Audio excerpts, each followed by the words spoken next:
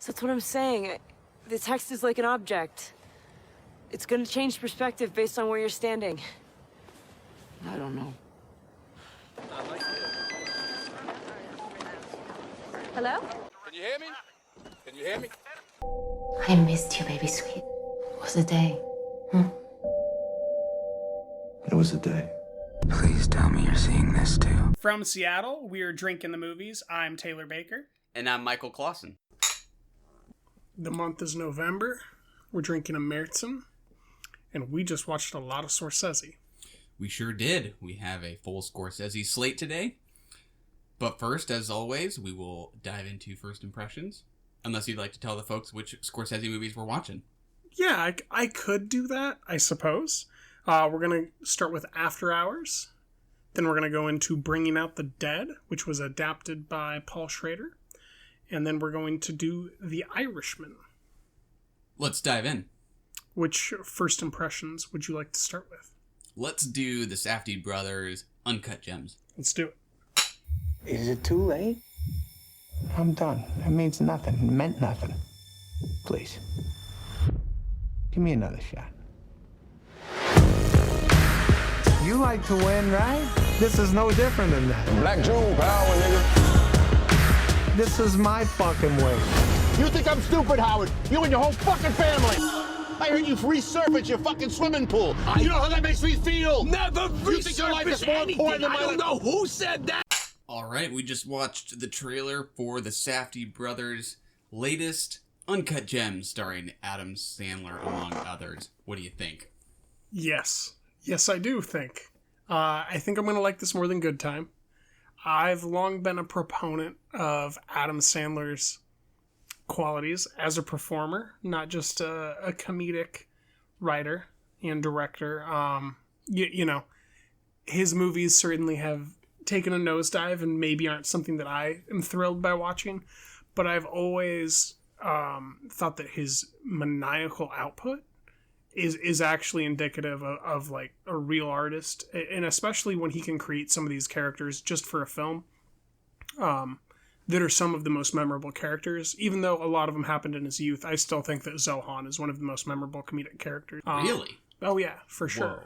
Like he's up there with Sacha Baron Cohen for me for creating like memorable comedic characters that are people that we might improvise to make jokes with.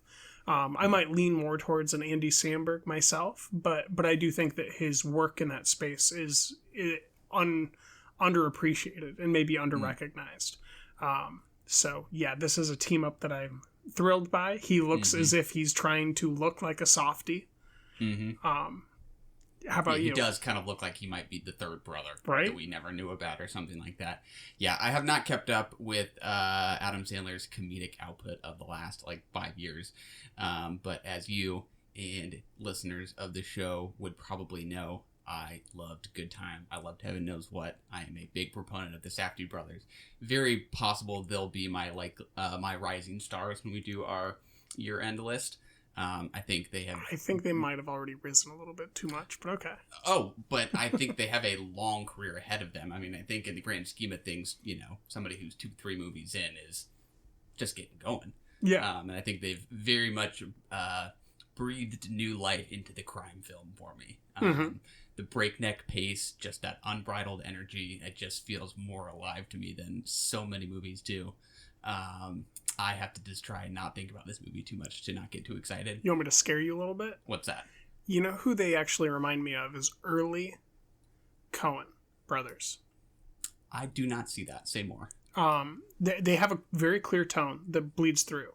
They have something that they're doing that they're going to do, but in there you can see that they can tell other types of stories too.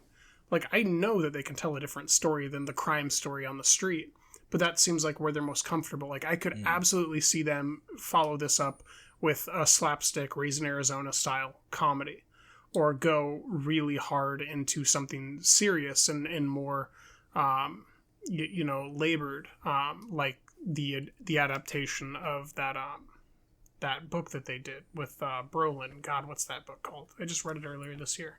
How can I not remember? No Country for Old Men? Yeah. Yeah, like I can totally see adaptations in their wheelhouse. Like you said, they're developing, definitely rising. But I think that they might have the breadth. I see a breadth of work in there that they haven't gotten to yet, but I see it developing.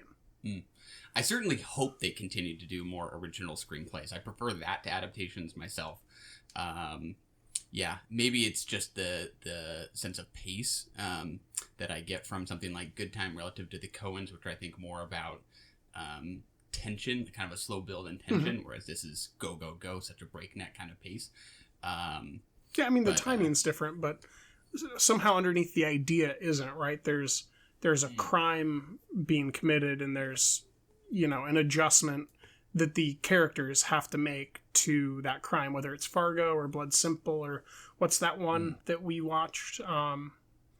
Gosh, I think we watched one for the show that had the actor from Hereditary in it. Now his name is eluding me. Miller's Crossing? Yeah.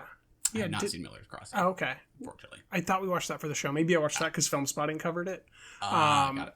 But yeah, when I think about those crime movies, maybe they don't have a breakneck pace, but they have their very own clearly defined worlds, characters that seem larger than life but are totally confined to the film.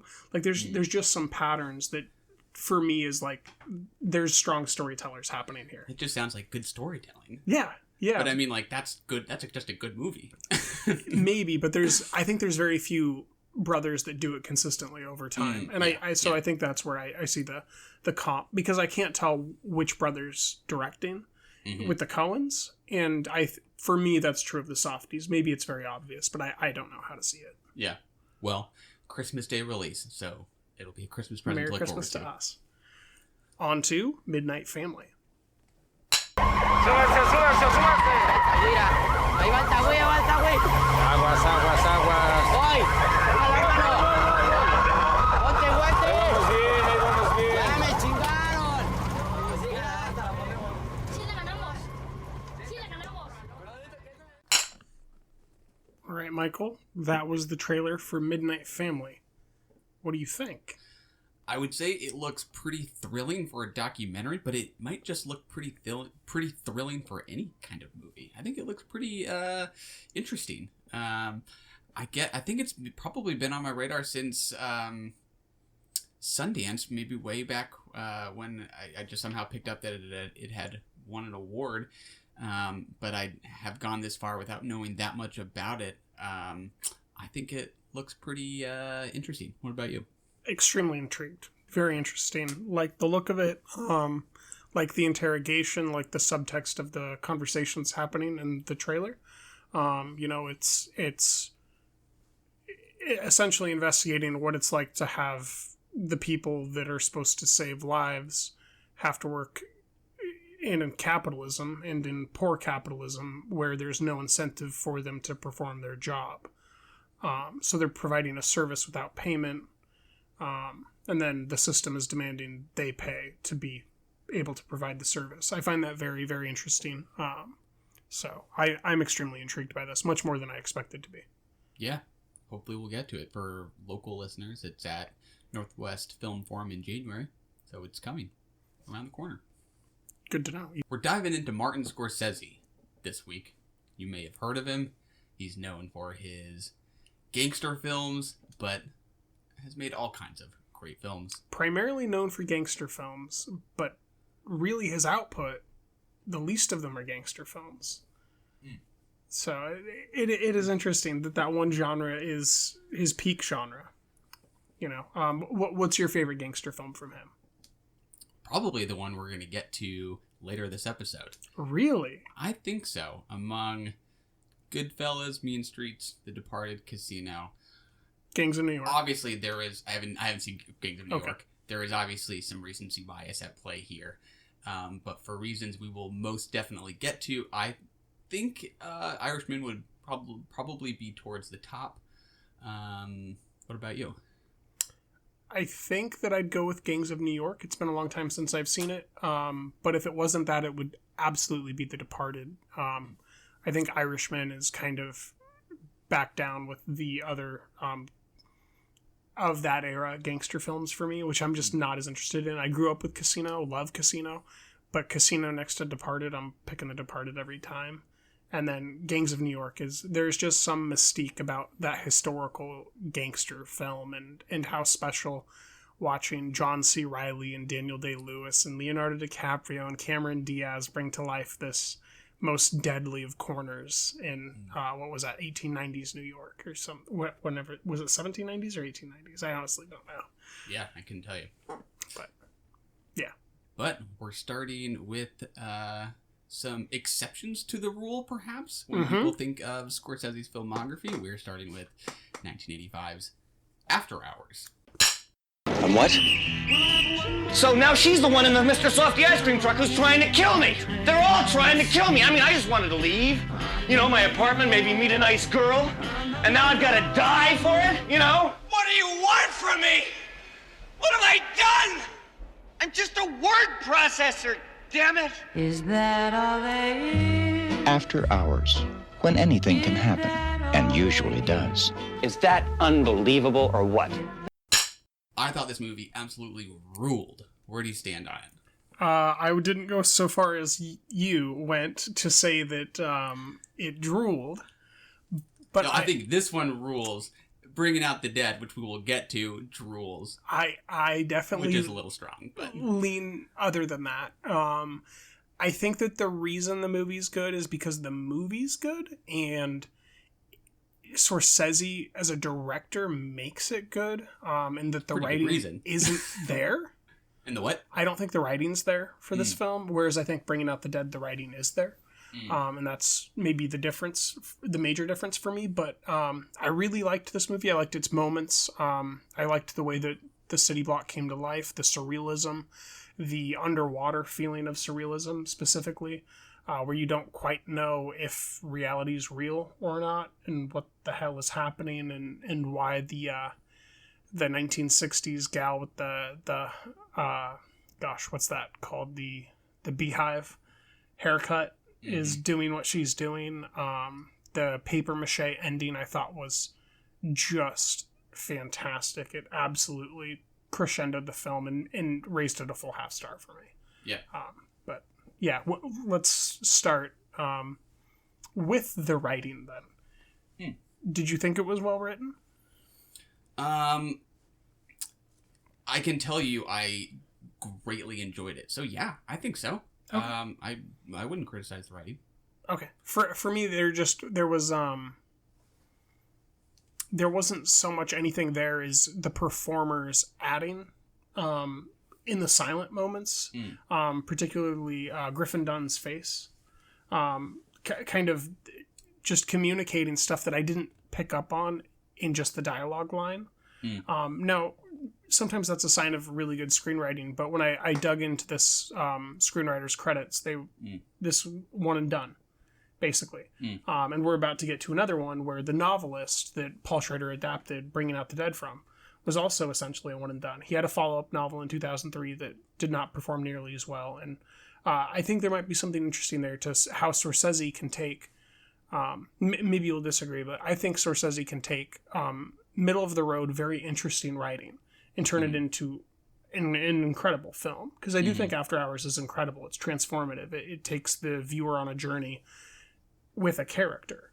But I don't know that the writing's there so much as the direction leading the voice of the piece. Yeah, to maybe speak less from my perspective about directing versus writing, I just thought the end product was very satisfying. I would say this represents for me a direction that Scorsese did not go in, but is a side of him that I've never seen and very much liked. That for me is somewhere in between David Lynch, because you kind of have to mention him whenever you're in this realm era of surrealism. Yeah. But I would say it's somewhere between him and Jim Jarmusch, actually, because I think the repetition, the sort of everyday feel of it, the eccentric characters, feels very much like Night on Earth, or I forget what one of those, that student film of his that he made was, where a guy's also just kind of wandering through an empty New York Interesting. City. I was thinking Dead Man. Haven't seen Dead Man. Okay. But very much wandering through. Yeah. I don't think it's like Lynch for me in that, you know, this is more vaguely surrealism. Like in any given scene in Lynch, something truly inexplicable might happen that is literally following a dream kind of logic. Whereas this feels like there aren't, you know, inexplicable things going on. It's all just sort of dreamy in its general quality in what this night is. There's a strangeness to the sense that he is kind of trapped in this neighborhood. Mm-hmm.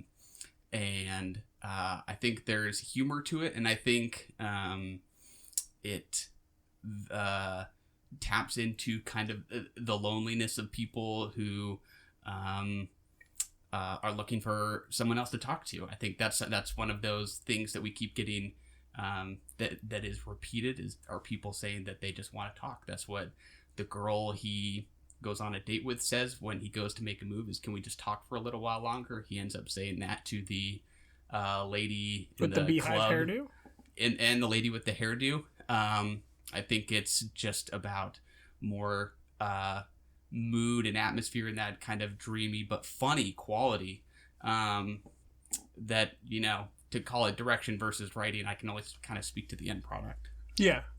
I do think that the end product is maybe what I'm pointing to, where for me it's the way that I read the film, which very well could be incorrect, is that the actors are doing a lot with a little, and or at least a little bit of writing, and that there's a great bit of direction or an excellent use of instincts happening by the performers. The casting director deserves all the props in the world. Like she really cemented the film together. I think that Arquette and gosh, what's that gal's name who only shows up for a little bit, but then she's leading the ice cream truck around. From Schitt's Creek, you know who I'm talking about, Moira from Schitt's Creek. Home Alone. Yeah. She is just an excellent bit of casting to round out what is a surreal comedy at some level. I think that the subtext of the film is where I don't know if Scorsese added something in or if that was in the screenplay originally, but that transformation of him kind of getting bored by that first girl and kind of driven away by that personality that is very centered on herself, and having him witness her and hear her story, and that transfer to the end where girls are saying no to him when he's trying to share his story. I thought that the slow transformation of that was really, really well built. Yeah, it's interesting. For me, I kind of already said this, but it's partly just about that sense of feeling kind of trapped. Like, I don't think it's coincidental that we start out in his office, right? And it's clearly not the most exciting of workplaces. His title is simply just word processor. And this sense of just feeling sort of an existential sense of entrapment, I think, is what this is getting at for me. Which, I mean, to me, that's a good. That seems right. That seems writerly to me in a way. With that existential entrapment. Just you got it. Let's move on to the next one. You summed it up in 2 words. But I think it's like that sounds like it's full of despair or something like that. I think it's super funny. Well, it's right, like that 2-term phrase, existential entrapment, right? Like that's illustrated by the gate that closes as he's walking through it. The gate that opens when he shows up after his casting is shattered by being thrown out the back of the van or the truck or whatever it was. Right? Like those are the 2 moments that cement that as being true. And, you know, that life that he lived inside of it didn't change anything. Is that other interesting part to that existential entrapment, the nothing changed portion of it. Yeah. I like the locations and just how kind of lived in they feel. You know, from the spacious kind of boho loft that the date and her paper mache artist girlfriend live in, to the diner, to the 60s go-go girls apartment. I think they're just interesting places that they just have kind of, you know, some lived in texture to them. Scorsese's never been known to not bring New York to life. Most definitely. I think even that paper mache figure that we see the artist making feels sort of like a projection of how he kind of feels. That guy looks like he's in this position of despair. He even specifically says, like, oh yeah, it's like that Edward Munch painting. Mm-hmm. Just nice touches like that. And I think the Lynchian stuff even kind of comes in when you start to feel like these things are kind of interconnected, right? Because of the blonde having a tattoo that matches the keychain that the bartender has. Or the subtext of the painting that you just referenced being fire, and the burn victim stuff in the book, and the cream, and yeah. When you think of Twin Peaks, like, you always think about like the legacy of that show and how people were instantly trying to like figure it all out. This isn't like as enigmatic, I don't think, by any stretch, but it has, to me, like that similar sense of objects starting to have importance because he recognizes that like there's a connection between them. Yeah, to me, it's the intrigue cue. It cues your intrigue with either objects or moments shared between characters, and whether or not they say something, or whether or not, beehive hairdo holds up a paperweight. Mm-hmm. Exactly. The lead actor is Griffin Dunn, I believe. What do you think of him? I don't know. I think that he was the perfect person for this role. But if you're asking me, what do I think of him? I don't know. I think that I might not like him much as a performer in a lot of other senses, but I think that he was perfect to bring this world to life and this work to life. I've seen some of his work more recently. Normally it's a supporting actor role. I don't have any qualms with him. I'd rather see Tim Roth in most of his roles, but, he's fine. I think I completely agree with you on that, where he totally did the job for me. I would not say, oh, this guy's going to go on to do great drama.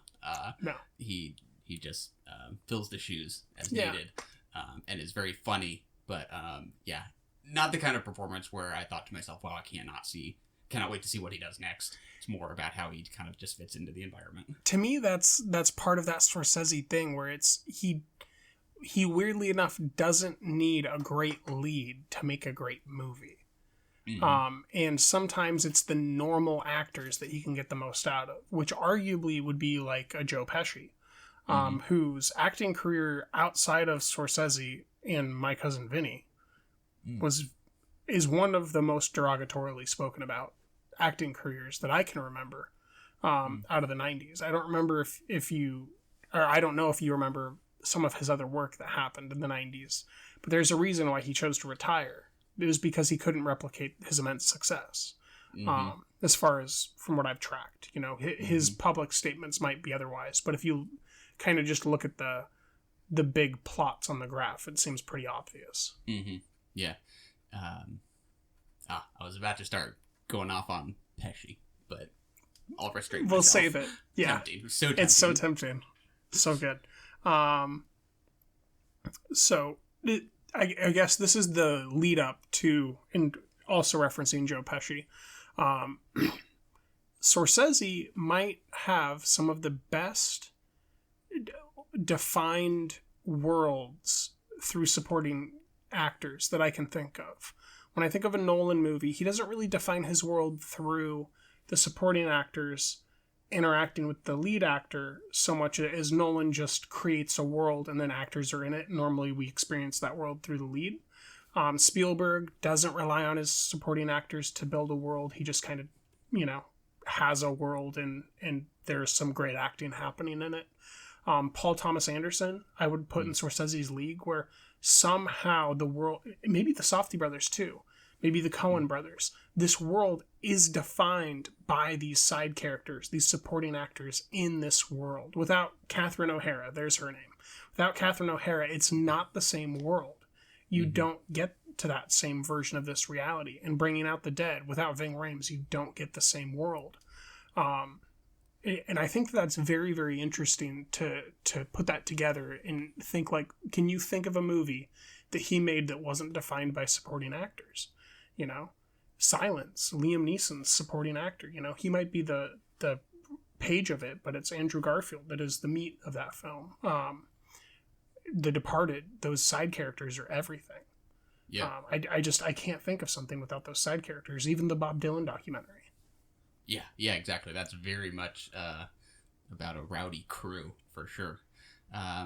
Yeah, I would completely agree. It's usually about how whoever our lead is, how they kind of relate to the people around them, and how the texture is kind of made up by the people we see maybe only really briefly sometimes, especially in After Hours, like the biker couple at the bar who we see making out in the background and then kind of enter the conversation, but like they're not characters exactly. Nope. Or the couple at the bartender's apartment complex who thinks he's a burglar. Or the person that walks up and hands him the leaflet when he's interacting with the couple at the bar. Yeah, exactly. Yeah, it definitely gives you a sense of a world beyond the frame. Because, you just kind of believe that they were going to go off and do their own thing. Bikers are going to keep making out. Yep. Life will go on. I completely agree. That's a great point. I've got a hard question for you, I suppose. I'll take an easy one. No, what's your favorite scene? My favorite scene? Oh gosh, I don't know. It's just about how these scenes kind of add up for me, but I don't know. I think the best laugh I got was when he goes to the hardcore club and there's a bouncer out front. There's no line to speak of, and he says, may I enter? And he says, no, you can't, or something like that. And he says, may I enter at a time that would be more convenient for the club? The sarcasticness, the politeness is just super funny. I gotta laugh. What about you? That's interesting. So for me, the weird thing about this movie is it's a Scorsese movie, and none of the compositions are really elusive of being a favorite shot for me. Mm-hmm. So my favorite shot is either when he runs up on Cheech and Chong. Oh, right. I was surprised to see them in a Scorsese movie. Loading the sculpture in the TV into the van. I think that's probably my favorite. It's that or when he falls out of that van. And so to me, that really just speaks to them as comedic characters in this world, and that whatever that metaphorical meaning is of that van itself in this narrative. Yeah. Good scene. Should we move on to our next Scorsese? Let's bring out the dead. All right. Let's do it. We have a call, Chief. Somebody's bleeding. 44th and A. Saving someone's life is like falling in love. You wonder if you become immortal, as if you've saved your own life as well. But taking credit when things go right doesn't work the other way. You take things way too seriously, Frank. You look like you aged about 10 years since the room with your last. Come on. Bringing Out the Dead. Written by Joe Connolly. Adapted for the screen by Paul Schrader. Directed by Martin Scorsese. What do we think, Michael? I did not love this one quite as much. There were some things I liked about it, but overall I was lukewarm to pretty cool on Bringing Out the Dead. What about yourself? Very hot. Hot. Coming in hot. Not a lifeless corpse of a temperature on this film. Hot, non-dead, not needing to be brought back. The opposite of dead. Yep. Very much liked this movie. It's one of a few movies I've seen this year that use this vignette style, where it really feels like short stories happening, and there's just a character that's similar, and by the end you feel like Nicolas Cage is your main character, but there's times in that movie where I did not feel that way. There's times in that movie where I felt like, was it Rosanna Arquette? Which Arquette was it? It is confusing because Rosanna Arquette was in After Hours, right? Yes, Patricia Arquette is the one here. Don't know if there's relation or not. There is. They're sisters. Is there? Okay. Yeah. So Patricia Arquette was married to Nicolas Cage in this film, or in real life during this filming. But so, like, there's moments where I thought that she was kind of like who we were following emotionally. There's moments where I thought Ving Rhames, John Goodman were who we were following. So I did really like that balance of telling short story vignettes on screen with the same character who's slowly going mad.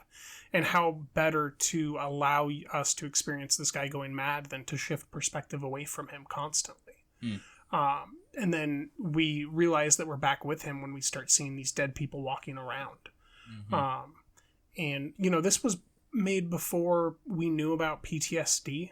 And I think that a lot of what this film is speaking about is to the EMT PTSD that we now know about, which is that you're constantly dealing with these really high highs, which are addressed in the film when Ving Rhames flips the ambulance, and these really, really low lows, which are depicted by every time Nicolas Cage shows up late to a shift and is promised by his dispatcher that he's going to be fired tomorrow.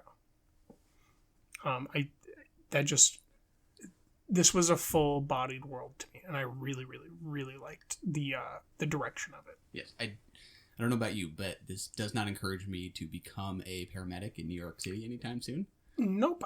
Before this, I've actually seen some of the psychological data, and I'm very thankful to those people, but I would not be well suited to that life. That's the equivalent of being a war reporter, based on a lot of psychological studies. So when you come home, you are largely what's known as fucked up. I believe it. What I liked best about it was similar to how we described After Hours. I like just how kind of vividly realized the city is as a character in itself. This is all about, you know, the people on the streets that he sees night after night dying because he can or can't save them, and it just kind of starts to feel like New York City is a character itself that to me is like convulsing with an infection and it's just getting worse. Yes. There's that shot where he's in his bedroom and he's looking out and you see the sun come up and go down, and it just kind of feels like the city is going to sleep and coming. I believe this was written about New York also during the AIDS epidemic, which is, you know, something to take in. But that's a good the convulsions kind of the city around them. To me, this film also hit that surreal level of After Hours, a different surreal, but you know, one that's maybe more tremoring, like Joe Pesci's hands at the end of The Irishman, but also surreal. Like you don't know if the people you're seeing in the street are real. For me, there's a point near the end when I'm convinced we're watching these ghosts that aren't real walk past like a concert that's a concert venue that's closed up, shuttered, and a girl collapses. And I'm certain that it's the same ghost girl that we've been seeing the whole time. And Nick Cage gets out, and I think he's with John Goodman. I think John Goodman's in that scene. And they start saving her. And as soon as I see John Goodman interacting with this girl, then I know it's real. But until then, I don't know it's real. Because we'd just been down in the alleyway where Nick Cage was talking to himself before saving the addict who is known to hit things with baseball bats. So there's that undercurrent of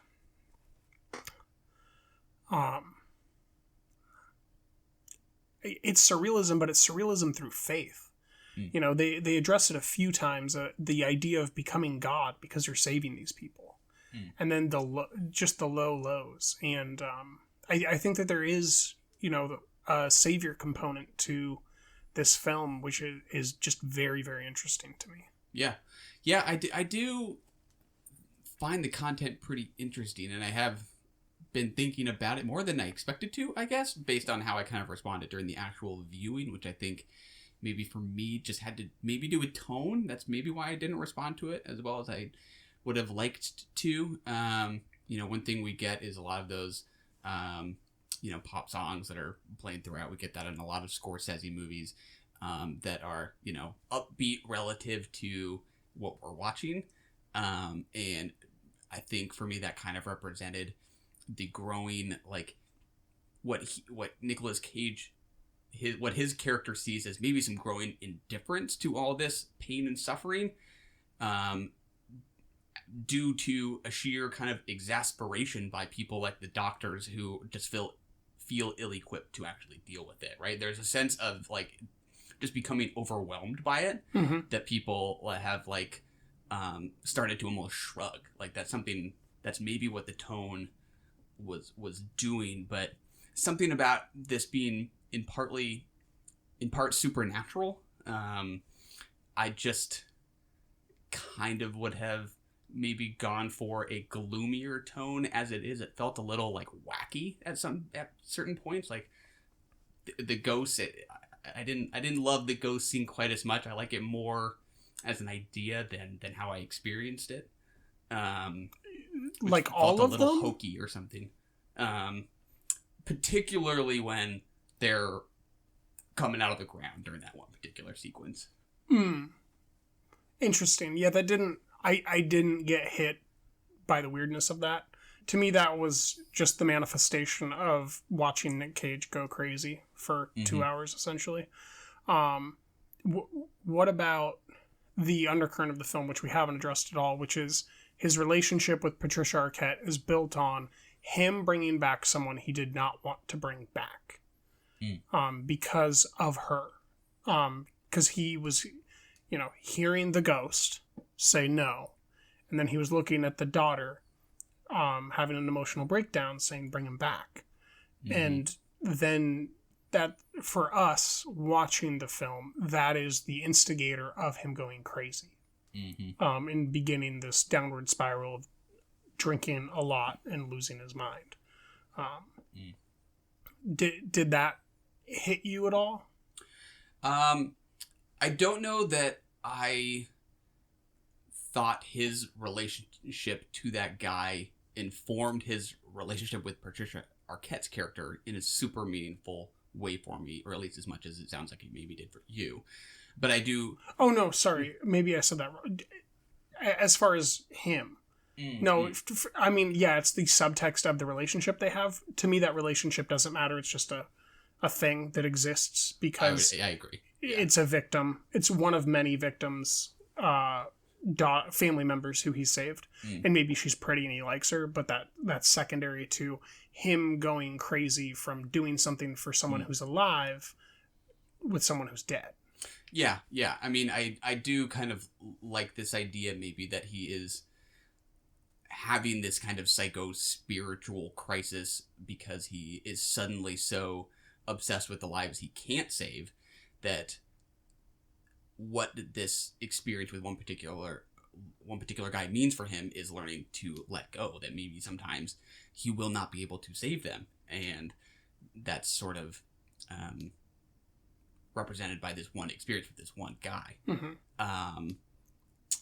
Which I kind of like. I mean, I think like the logic, I think what I kind of see, I find interesting. I just wasn't that moved by it during the actual watch. What about you? I don't think that I picked up exactly the way that you just worded it, but I really like that. And now I'm kind of ingratiating it with my own. But for me, it was more like there's some people where when you save them, they're dead and they don't want to not be dead. And he's arguably like the reverse murderer, but just as bad as a murderer in those possible scenarios. Which to me gets to that, philosophical debate about the right to suicide that we've been going through as first world nations, in the last 10, 20 years. So I find that very interesting, the idea of a man who's lived a full life. The quality of life isn't really there. There's not too many good reasons for him to come back. The complications for if he comes back are going to reduce his quality of life. He's more loved in death than he is in life, as his daughter makes very well known. That part really resonated with me because I think that there are a lot of people who, when they die, they're good, and they don't want to come back. And it's literally an EMT's job to try to bring them back. Yeah. And that, this job that saves people's lives also might bring people back to suffering, which is something that we don't really talk about. Yeah. The one thing this guy wants is exactly what Cage exists to prevent from happening. And he's going crazy about it. Yeah. That's interesting. You sort of see that as the catalyst to his crisis for the rest of the movie, which I don't know why I hadn't even really thought of it in that sort of linear order, but that makes a lot of sense. Yeah, we're kind of nicely working up from a movie that takes place over one night to a movie that takes place over 3 nights to a movie that's 5 decades long. Nice time span. Not long enough, if you ask me. Word. If someone asks me, is The Irishman long enough? The answer is no. Good answer. I agree. So, just before we move on to what we really want to move on to, the 3 supporting actors here are Tom Sizemore, Ving Rhames, John Goodman. Remind me who Tom Sizemore is?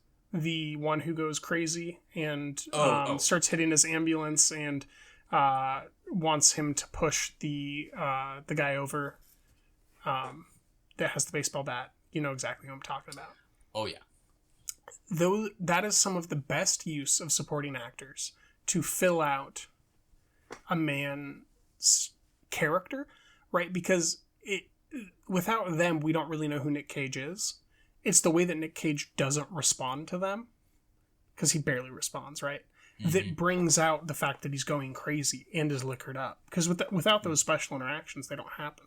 Mm-hmm. And when Ving Rhames does his bring him back from the dead thing while Nick Cage sticks him with the needle and starts doing that Baptist gospel thing, that was just one of the best moments I've seen in a long time in cinema. Like, I had a really good time personally. You have the power, Jesus, to spare this worthless man. Rise up! I'll be begging! Damn, you guys are good. I did very much enjoy that. I was tempted to bump up a rating just merely for that scene, because that was excellent. Ving's good. Yeah.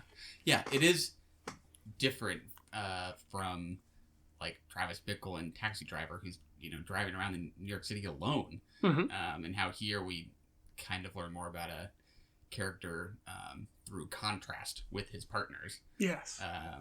Not that Taxi Driver doesn't have essential supporting characters, but, for movies about driving around New York City. Kind of written by Paul Schrader. Yeah, exactly. 2 different approaches. Yeah. All right, well, let's get to what we've been waiting for. The Irishman. I want you to meet my cousin, Russell Buffalino. How are you? Hi, nice to meet you. It was like the Army. You followed orders. You did the right thing. You got rewarded.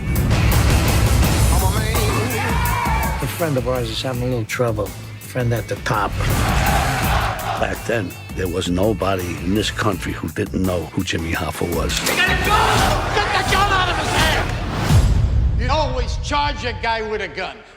With a knife, you run away. So you charge with a gun, with a knife, you run. You ready to close this out? Joe Pesci. Done. He wins. He wins the movies. All of them. We did a nice job of really leading up to this movie, dropping nuggets here and there. So if you can't tell, I think we both really like this movie. I think we not only like this movie, but we love Joe Pesci. That we do. We will not be talking about the movie, just Joe Pesci. No, we'll talk about we could just talk about Joe Pesci's left hand for about 3 hours. Notice how it holds the sleeve so it doesn't crease, and how he carries the ring. This movie is 3.5 hours long. 3.5 hours short. Thank you for that correction. You're welcome. We both managed to make it all the way through without having to get out of the theater and head to the restroom. Were you completely in it from top to bottom, or no? Yeah. I mean, there's moments where, that's good. There's definitely moments where I was like, oh, that's Unit B. Or like they switched cameras to a shitty camera, which I brought up on the drive home with you yesterday. There's some external shots particularly where they absolutely either switched lenses, did both, and also didn't use any digital layering, because we basically spend, let's say 2 hours and 45 minutes with digital layering almost in every single shot. And then we go to an all external shot that isn't shot with the same lenses, where it's very clearly just looks different than the rest of the film. It doesn't look right. And then it never happens again. So I don't know if that was just a pickup shot that they couldn't do anything about or what happened. But there was that one moment where I was like, woof. Yeah, I don't think I have as good of an eye for that kind of thing as you do. But I can imagine that when a movie does look as good as this one does for so much of the time, that when there is maybe a slip up, it's maybe all that more noticeable. Yeah. Yeah, because I can see that. This is soaring. This is doing magic, right? Like, how long has it been since you spent 3.5 hours listening to dialogue smiling? I know. There's a lot of dialogue in An Elephant Sitting Still, but I wasn't smiling through that movie exactly. Right? Kind of doing the opposite. Yeah. That movie kind of makes you want to cry. And like the dialogue isn't, it's just not the same. It's not the same subtext to dialogue. There's not the same playfulness.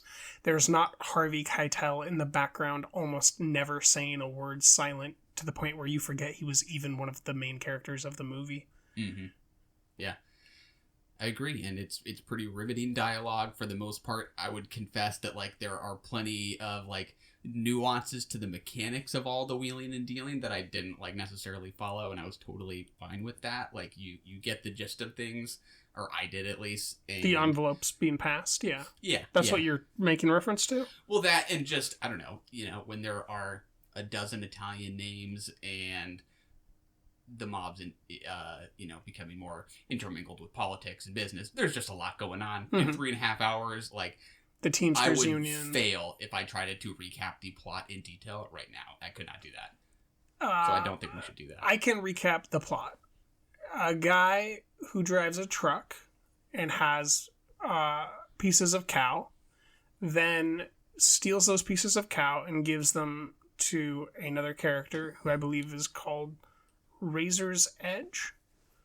Oh, I forgot about the nicknames. And he is played by Bobby Cannavale. And then Cannavale introduces him to a lawyer when he gets caught for stealing, who is played by Ray Romano, who is brothers to Joe Pesci. And then Joe Pesci eventually gets him a job working with Jimmy Hoffa, and then he has to kill Jimmy Hoffa at the end of the film, and that's the film. I think that's a fair synopsis. Okay. So, was it mostly character story, the production, any particular quality that you were, or aspect you were particularly drawn to, or was it just, how they all come together? The quality of narrative through all the ways that the art form works. Other than my gripe that I just brought up about the whatever happened in that one spot at like 2:45 in, the way that the wives would walk away to have a cigarette, and we'd see them talking, and they're talking way more than Joe Pesci and Robert De Niro, but we don't hear any of it. The way that the daughters don't talk, the importance of that single conversation he has with his adult daughter near the end, the way that Harvey Keitel doesn't talk. What I was dumbfounded by was I realized on my drive home after I drove you home that you didn't look at me and say, God, if it wasn't for the narration.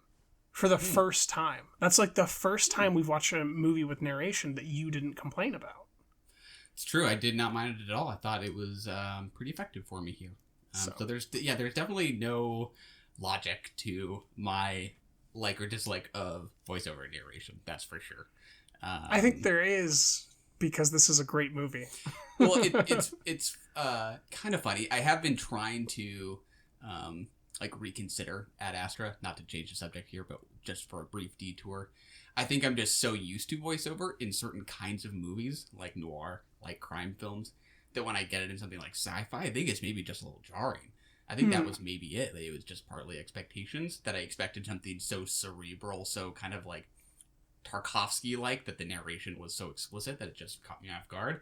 I'm maybe trying to walk myself back on that and be more open to it in that case. Am I correct in remembering The Lost City of Z had narration as well? That kind of sounds right. Or do I just feel like Charlie Hunnam talked to me? That seems very possible. Yeah. Yeah. Or maybe it was the son who was narrating. I can't remember, but I feel like there was a level of narration to that picture. Yeah. I mean, I think there's relative to dialogue, like the voiceover narration to dialogue ratio, I think is lower here than in Casino, where there's like a lot of voiceover narration. Yeah, here it's just I think it's also the introduction, right? It's the Princess Bride effect of starting the movie with the narration inside of the timeline of the movie itself. Now, in Princess Bride, it's not really in the timeline of the movie because it's a fictional movie being told by a grandfather to a grandson.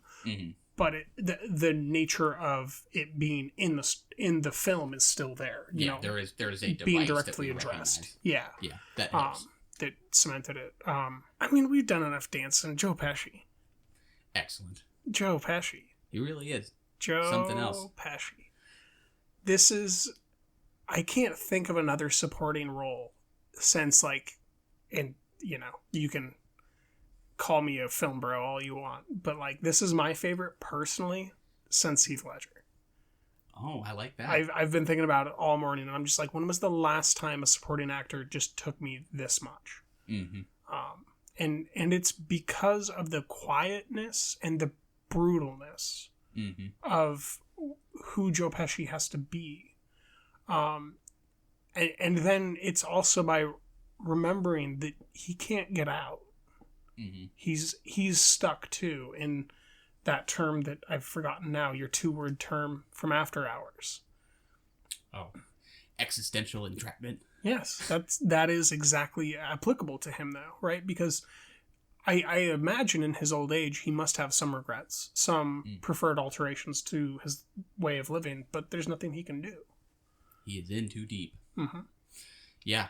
In a crime epic with explosions and executions, there's still nothing that feels more dangerous than some of the scenes with this old man.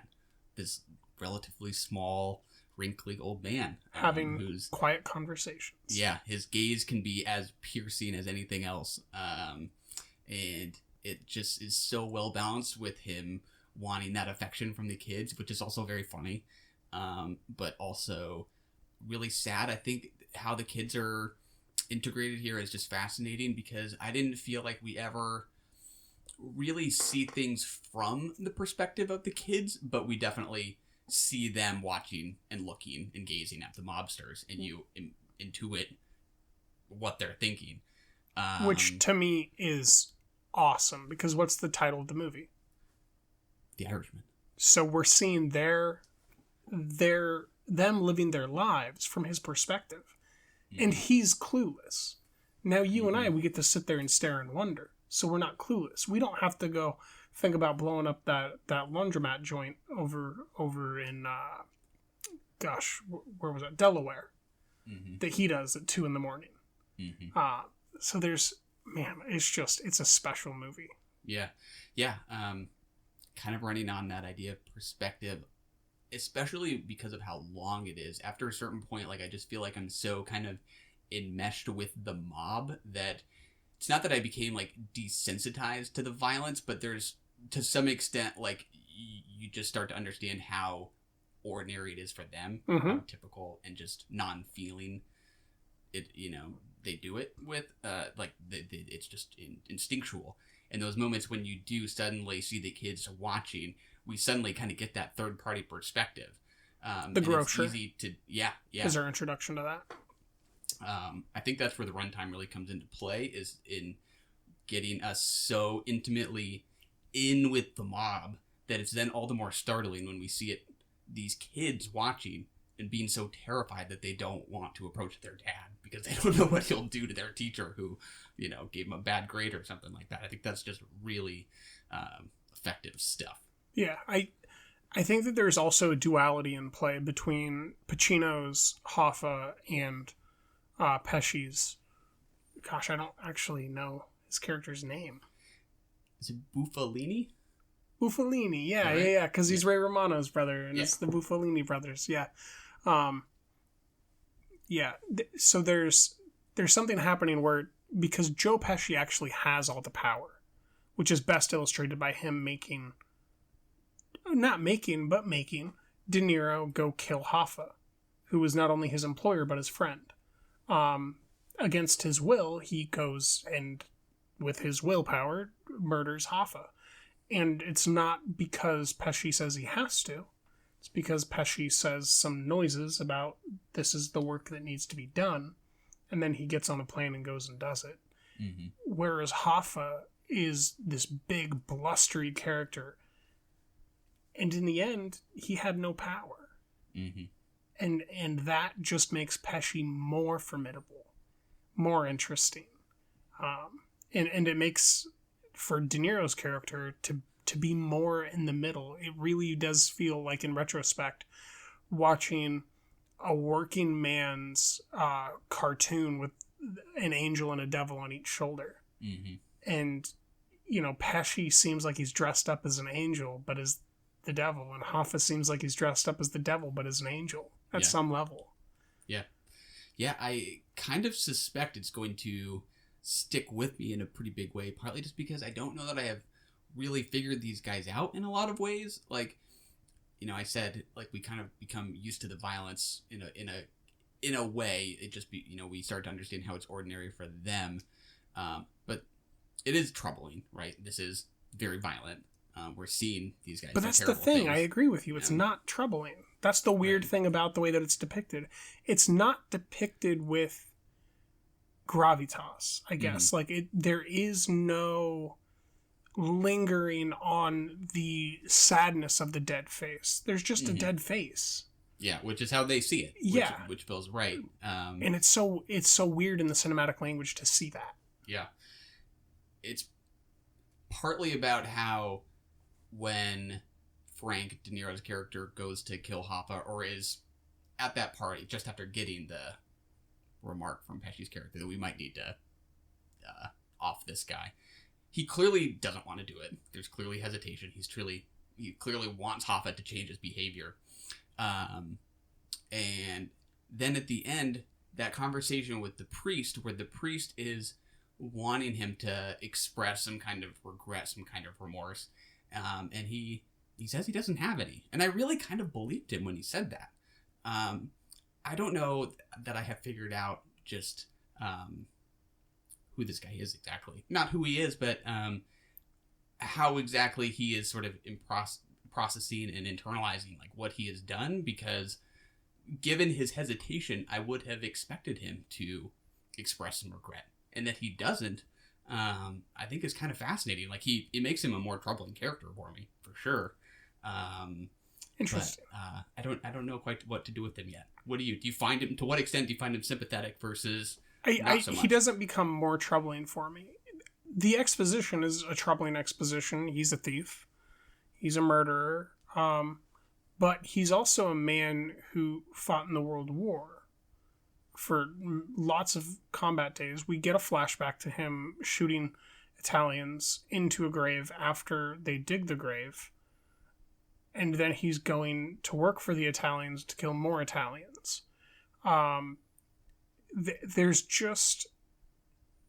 It's not that it's not morally rich. It is very morally rich. But it's not morally troubling for me to see someone who's a victim of machinations bigger than them, and the way that I perceive the biological outcomes of those. He lived in a time that was, you're either going to work and get ahead, or you're not. And his opportunities in that part of Eastern United States were very limited, and almost everything was mob controlled, from what I've heard from other stories.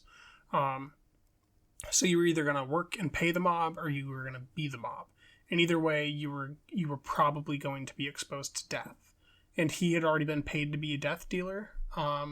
So I think that the lines get screwy, and there's no way to predict it. Yeah. Yeah, I agree. I think the history of him as a war veteran definitely helps to explain why he might have this kind of indifference to life or death and who lives and who dies. It's maybe just about how hesitant he is to do it. Like, that he did become something like a friend to him. It's just interesting to me that I really didn't see any real remorse. That I thought there would be some kind of shred of it, some sliver. I really didn't see it there. which is just interesting. Maybe it's just about time and how he was hesitant because he had become friends with him. But that feeling of indifference after what he's been through is just so powerful that he just kind of reverts back to that default in the long run. And he thinks no regrets because we're all dead anyways. It is kind of nihilistic to some degree. But I think that it's the way of life of it, though. Like, how could he regret it when he didn't really have a way of knowing what would happen? And if he would have known what would happen, would he have done any different? To me, it's not. I just maybe don't view it quite the same. It's very morally rich, but that era and what they had to do in going to war and seeing that death made it so that when they came home, why wouldn't you kill your direct enemy at some level? Like, these, because of that military personality that they would have developed, right? It's like your commander is giving you an assignment. You're friends with these guys because they're your prisoners of war, essentially, the Teamsters Union. But, now they're too uppity and we have to kill them. And even though you're close and you've been bringing him his water while he's been in his prison cell all day or for years, and you had the first detail and it was a great job for you, he was still just a guy in a jail cell. To me, that's maybe how I see it, where it's Hoffa sees his office as this great towering achievement, and to me, the way that Scorsese depicted it in the film, it was more of a jail cell. It was this thing at the top of a building that really just looked like a kind of gross federal building at some level. Like, it was impressive, but it was also just kind of gross and institutional. And he was there because other people wanted him to be there, and then they didn't. Lots there for me to chew on. I will say, to change the topic slightly, I think I spent less time thinking about Scorsese's other gangster movies. And I did think a little bit about Once Upon a Time in Hollywood. I don't know if you mentioned that just as a separate point of comparison last night, or if you actually thought of that too. But yeah, I did. One interesting detail is that each time we meet a mobster here, we get a title card telling them how they end up dying, which is probably, 95% of the time is by getting shot by another mobster. Multiple times in the face. Yeah. And that's not totally unique to The Irishman. In Casino, you see Robert De Niro in scene 1 getting blown up. But to me, knowing how so many of these people end up, which is either killing each other or getting thrown in jail, has a similar effect to how knowing the fates of characters in Once Upon a Time in Hollywood kind of felt, which is just that kind of elegiac quality. Yes. Had I not seen those title cards, I just wouldn't have looked at Al Pacino eating an ice cream sundae the same way, or Bobby Cannavale eating a steak, or De Niro and Pesci eating a loaf of bread. If you can't tell, I think food is kind of an interesting motif here. Yes. And it makes some of the grievances between them feel even more petty in a way. And it kind of leads this question, if what you enjoy so much are the simple pleasures in life, like an ice cream sundae, like the affection of your kids, why do this all? You're going to kill each other before you get to see your kids enjoy the same things. I think that's the lesson of the movie, though, right? Yeah, exactly. And it's that the kids growing up in that environment are the ones that passed on that knowledge, essentially. And the transference of that, right? Because now it's, if someone is a gangster, we kind of, are worried about them.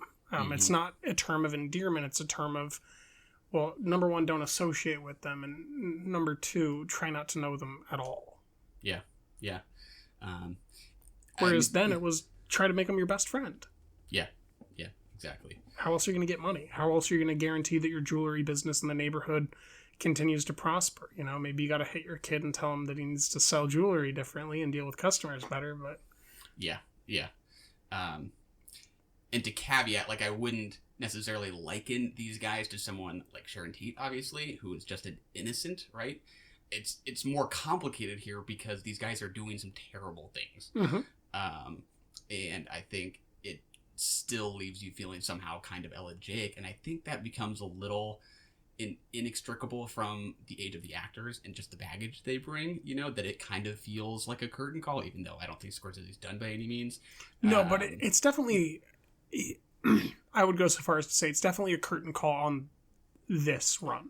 This team, this group. This run of Keitel, of Pacino, of De Niro, of Pesci, having something to say about the American experience and the evolution of America directly from their era. I think they have a lot more to say and a lot more working together to do, but I don't think that they'll make a more profound statement than they've made in their previous teamings and in this one. Yeah, and people could complain about the runtime, but like, spend this much time with the actors this good, that is not a problem for me. In a narrative that is this well driven by dialogue, it's special. Yeah, and it begins unassumingly, it ends unassumingly.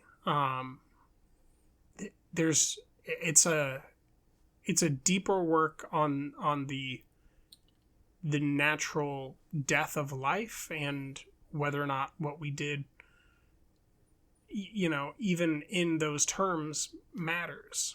You know, whether or not the morals really matter, or if it's just about those moments of eating good food with your friend, even if you're dipping it in the good grape juice in jail.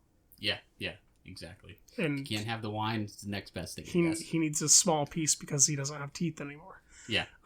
It's just, this is a hard one to rate. I feel more for it than I think critically about it, at least right now. I'd like to have 5 hearts to give it over the 5 stars. Favorite moment? How do you pick a favorite moment from a 3.5-hour movie? But what comes to mind? Oof. That's a rough question you just asked me. Want me to go? Yeah, if you have one, you can go ahead. The one that comes to mind, even though there's crime, there's sadness, there's all these guys, you know, maybe reaching their end. I think the one moment I will laugh to myself about is Al Pacino's Jimmy Hoffa describing to a courtroom how you charge a gunman, but you run from a knife. Hilarious. I think how comedy is effortlessly interwoven is great and balances the tone and just keeps you on your feet. I think mine is also a comedic moment, but a different moment with a different supporting actor named Joe Pesci. It's the first moment we meet Joe Pesci, actually, in the linear timeline, going from back in time to forward, when De Niro and Pesci are pulled over with their wives on the side of the road for a smoke, and they look across and they see the Texaco station. We begin a flashback where De Niro's truck breaks down about that same spot, and he has to push it over to the Texaco, and he's working on it and doesn't know what's wrong with it. And this guy shows up, leans over the hood and asks him what's wrong, and then starts checking the spark plugs. He folds his tie into his coat and covers it up. We're looking at it from the side. Pesci is taller than De Niro. He fixes it, and then it pans over, and he's up on the curb, up on his tippy toes, leaning over the car to be taller than De Niro. And then when he gets off his tippy toes, he's immediately shorter, even though he's on the curb. But there's something that's visually communicated about Pesci's power that is also funny. Absolutely. That's like visual comedy. Yeah. Great moment. And from there, the rest is history. To Pesci's Oscar. To Pesci's Oscar. Run! Go! Get to the chopper! We have to go. I'm coming with you. That was brilliant. You're the best and we love you! And that's another one in the can.